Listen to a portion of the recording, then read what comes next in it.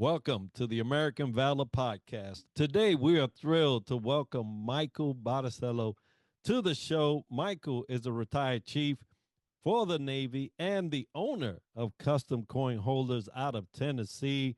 Mike, welcome to the show. Tell us a little bit about you, brother. Thank you. I appreciate you inviting me to the show. Um, I'm a Navy veteran, lots of deployments, 5 carriers, 7 deployments, Iraq, Afghanistan, Kosovo, back in the 90s. Upon retiring from the Navy, I basically took my hobby and rolled it into a business. 16 years later, we've done tens of thousands of projects for multiple entities across the U.S., anywhere from individuals, sailors, Marines, Air Force. We do a lot of government projects. We're currently working on one for the White House. A couple weeks ago, we finished some stuff for the Vice President. We are a all-in-one award, custom awards company, and we stay very busy doing it. There's only 7 of us. Yeah, it's amazing what you've done, first of all, in your career. So thank you for your service there, Thank brother. And what you've done with a hobby. Folks, if you could turn a hobby into something like this, you got it made. But Mike is doing his deal and with great projects on the line. And folks, at the Bob Feller Active Valor Foundation, we strive to educate, support, and recognize by instilling the timeless values of service, sacrifice, legacy, and citizenship. Now, Mike, based on the pillars mentioned, I would like to start today's conversation with service, something that you're very Sure. familiar with, spouting off all those different platforms and places that you've been. How did your experience as a Navy chief shape your perspective on leadership and service? Helps just the growth with rank and promoting helps. But a lot of times, based on the way I look at things, and I've seen this with most of the military, it's not just rank. It comes from lessons learned. Whether you're an airman, E5, a chief, a master chief, at one point or another, you experienced something, whether it was in an office, a hangar bay, on a ship, on deployment in Iraq. You take those lessons and you basically try to improve on each situation. Not everything is going to be winner, winner, chicken dinner. So what happens is when you're overseeing something, somebody, a task, a project, a mission, a business, you take your experience and you take those lessons learned and you learn how to pivot because not everything is a straight line. And I'm sure all of those things have and undoubtedly helped your approach at running your business. So how have you tied those two together? Basically, everything I learned in the military, specifically the structure, we have meetings just like we do in the military. We have set routines. If your job is done, you're now allowed to leave your swim lane and go help your other shipmate. Same thing here at my business. When one person's done, good. Now go help somebody else. I've taken a huge amount of organizational skills from the Navy into the business. I believe it's definitely a part of the foundation of what grew the company. Anywhere from organization, structure, rank. If I'm not here, somebody's in charge. What helps is in a business like mine, I've been blessed to have plenty retired military come here. Almost everybody here is either retired military, a dependent of the military. They all speak the language. And that's so important. Talking about speaking the language, you mentioned earlier all those different deployments that you've been on, and undoubtedly sacrifice in the military and also sacrifice in business. So let's talk about that. Reflecting on your time in the Navy, what personal sacrifices stand out the most, and how have those sacrifices contributed to your resilience as an entrepreneur? The best way to describe that to me, I'm really hardcore about this, whether it's with the business or the Navy. You can't do anything without a solid family. If your family is backing you at all times, if your family is supportive and they understand the sacrifice did not just come from me. Yes, I did not always eat a hot meal. Um, I definitely worked long days, and I was placed in locations uh, that were not exactly fun. There was multiple places, especially when we actually went in country. Sleeping in a tent is not necessarily fun sometimes. That sacrifice, it's it's almost hard to put into words because it's not so much on me. You rely on your wife to take care of kids. You rely on the wife to pay the bills while you're deployed. She's got to cut the grass, take out the trash. I'd say my number one sacrifice was being gone and my family also having to support me. It was tough on all of us. It goes right into the world of owning a business. Hey, sweetie, I'm going to be at work from 6 in the morning until possibly 7 at night. That's tough sometimes, but she knows I have to do it. We have projects that we have to meet, deadlines that have to meet. Hey, I'm going to come home and have dinner, but then I have to go back to the office to do this, this, and this. The sacrifice to me on an entrepreneur in a small to medium sized business is the time that you take away from the family. And I know it well. You know, there are a lot of people that are enamored with this entrepreneurship Oh word, yeah, but it will demand everything from you, right? It's it's almost sometimes even more demanding than service at times, right? but to be honest with you, I think the number one factor is for any success story from that sacrifice is not giving up.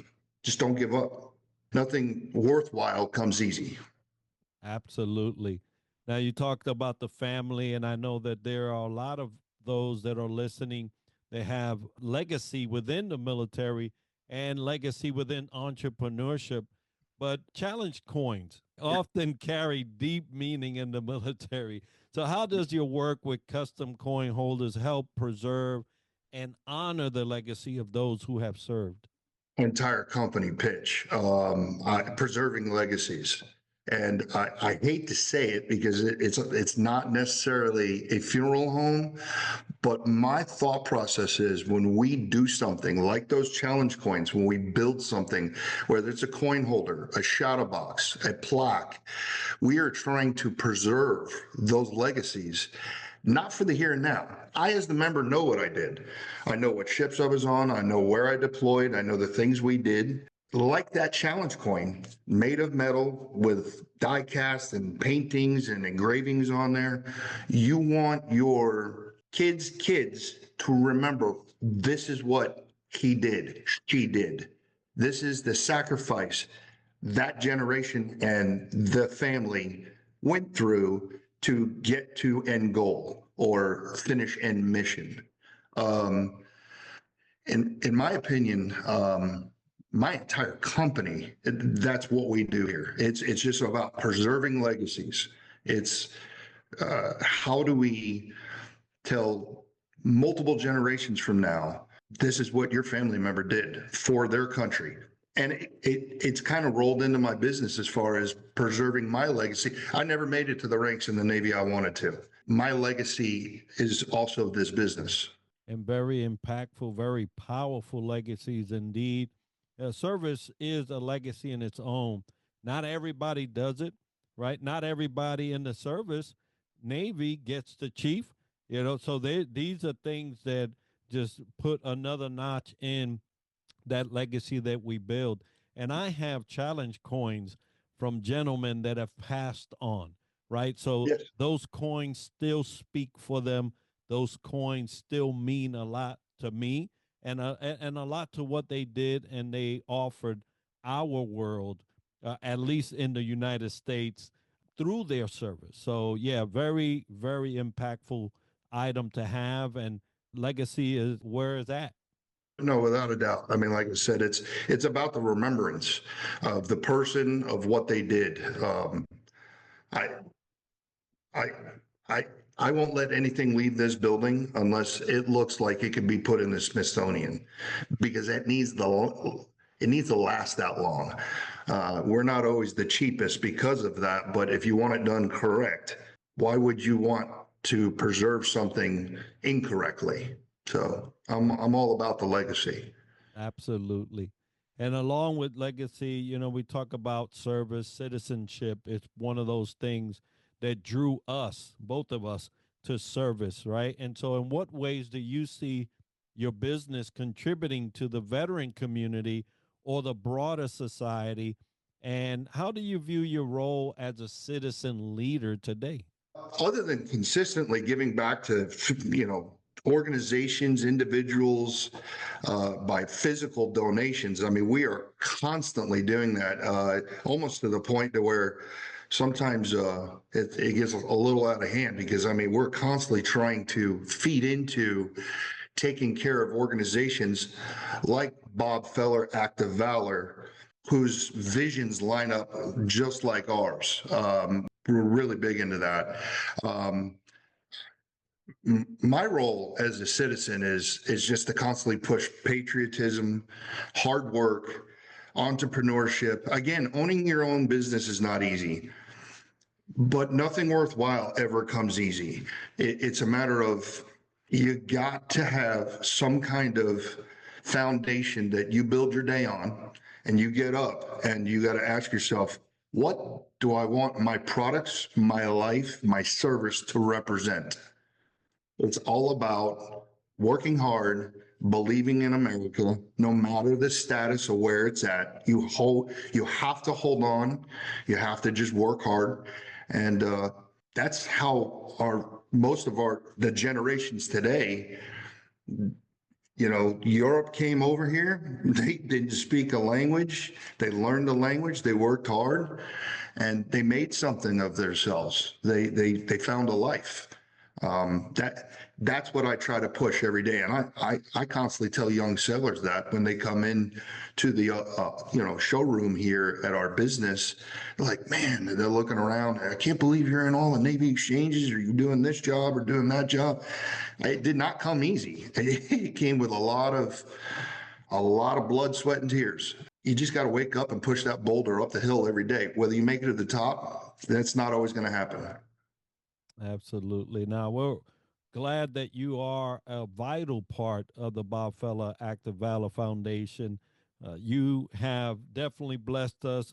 We are able to give awards because of the contributions that you make, not only to your business, but to the foundation. So we thank you for that. Now, the audience may be wondering, hey, I want to see one of those coins. I want to buy some awards. Where would they go to learn more about you or how to support your business? Obviously have a website. It's an excellent website. It's customcoinholders with an S.com. You could always go to the website. We just recently got into social media. Yes, I'm a dinosaur.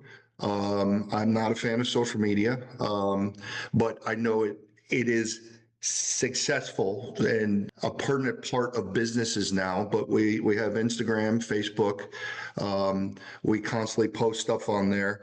I'm really big on making sure the people out there know about our staff, because without our staff here, I couldn't do all of this.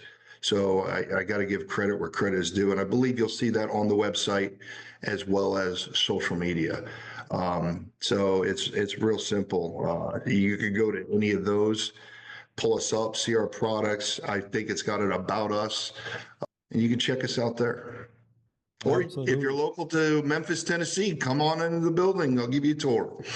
All right. Well, folks, we'll have all the links that you need to help support Mike and his company. Mike, thank you for all that you're doing, both there locally in Tennessee and worldwide, because now, we just heard the White House is calling, right? So it's always Oh, yeah. good Oh, to yeah. have that type of attention.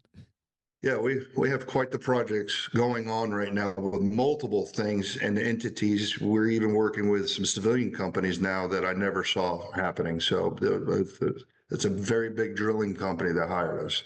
So Out- it's all about preserving those awards. Outstanding. Well, folks, for more information on the foundation, please visit us at our website, activevaloraward.org. And on behalf of the Bob Feller Active Valor Foundation, thank you all for joining us on this episode.